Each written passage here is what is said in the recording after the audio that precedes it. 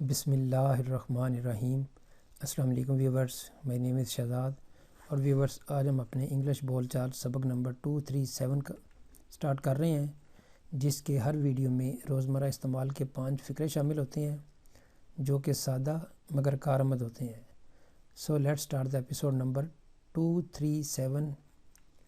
Viewers آج کا sentence number 1 اور اوورال سینٹینس نمبر 1861۔ میں اپنی چائے کو میٹھا بنانے کے لیے اس میں کچھ چینی ڈالوں گا۔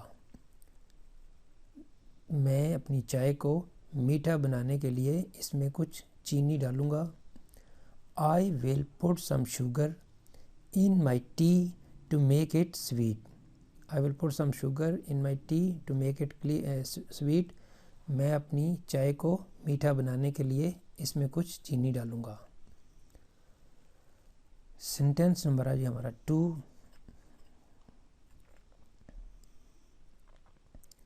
میرا ایک سیب کھانے کو دل کر رہا ہے۔ میرا ایک کپ چائے پینے کو دل کر رہا ہے۔ میرا ایک گلاس دودھ پینے کو دل کر رہا ہے، یعنی کہیں جانے کو دل کر رہا ہے، کچھ کرنے کو دل کر رہا ہے، کچھ کھانے پینے آنے وغیرہ کو دل کر رہا ہے، تو اس کے لیے ہم یہ گرامر سٹرکچر یوز کر سکتے ہیں۔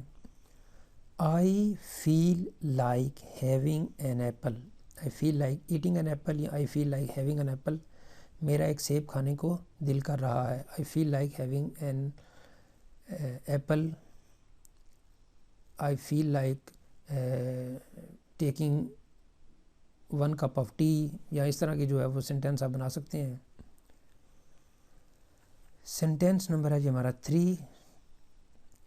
تمہیں اپنے پیشے کا انتخاب سنجیدگی سے کرنا چاہیے تھا، یعنی سوچ سمجھ کے کرنا چاہیے تھا۔ You should have chosen your profession seriously۔ Viewers، should have جو یہ گرامر سٹرکچر ہے یہ ہم وہاں پہ لگاتے ہیں جب ماضی میں کوئی کام، سپوز اگر آپ نے ایک کام نہیں کیا تو آپ کو کہا جا رہا ہے کہ کرنا چاہیے تھا، اور اگر یعنی ماضی میں کسی چیز کی ریگریٹ پچھتاوے کے لیے جو ہے نا وہ ہم بات کرتے ہیں، تو وہاں پہ ہم عموماً جو ہے نا وہ شوڈ ہیو لگاتے ہیں، یعنی تمہیں یہ کام کرنا چاہیے تھا یا تمہیں یہ کام نہیں کرنا چاہیے تھا۔ سینٹینس نمبر ہے یہ ہمارا 4۔